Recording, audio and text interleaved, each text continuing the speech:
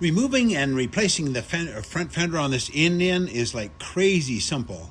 So all you do to take the original one off, just undo these 4 screws, 2 here and 2 on the other side, and then just lift it out.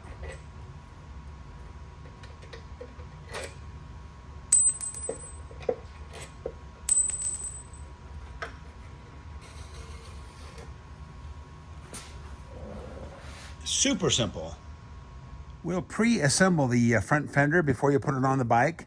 Real simple process. So in your kit, you'll have the side brackets, a little tube of Loctite, some nuts to fasten it to the bike, and then on the underside, let me show you how this goes together.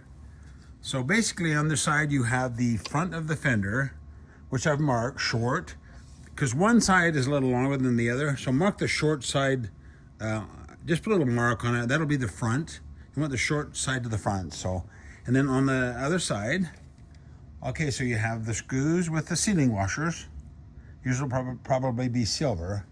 And then on the back side, you have the stiffener. And then the brackets go on top of the stiffener. And then on the bolts, you have the washer and the lock washer, or the nylock nut. So washer and nylock nut. So stiffener, bracket, washer, nylock. Now go ahead and assemble that and leave those just a little teeny bit loose. That way when we slide it in there, we can tighten it up and center it on the tire as we tighten it. Now go ahead and slide the fender into place and put the screws in just temporarily to hold it in place. You'll be using these holes, not the bottom ones, the top ones. I'm doing the extra holes on the bottom in case somebody decides to run a larger front tire. Probably not a good idea, but you know, just in case. And then maybe as time goes, we'll just eliminate these 2 bottom ones. But anyway, for now, use the top 2 holes. Now take the screws out one at a time, and what we'll do is we'll put a good amount of Loctite on the ends of the thread. It's just to make sure that the doesn't come loose once we bolt this down. So put a good amount of Loctite on there. The blue Loctite locks a nut, but you can't get it off later, so the red is permanent. And then go ahead and slide that in and put the nut on, and we'll do one at a time that way.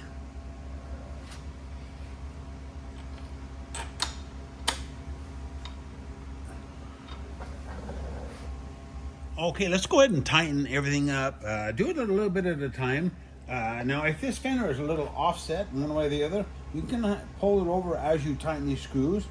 Pull it over to the one side as you tighten stuff, and it'll center really nice on the tire.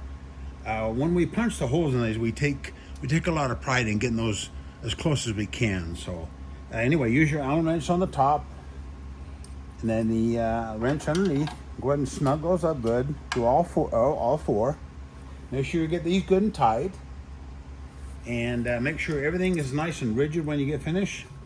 Really important that you take time to get this right, because you don't want that fender loosen up and come falling off or something as you're riding. So take your time, make sure everything's nice and tight, centered, and it looks nice.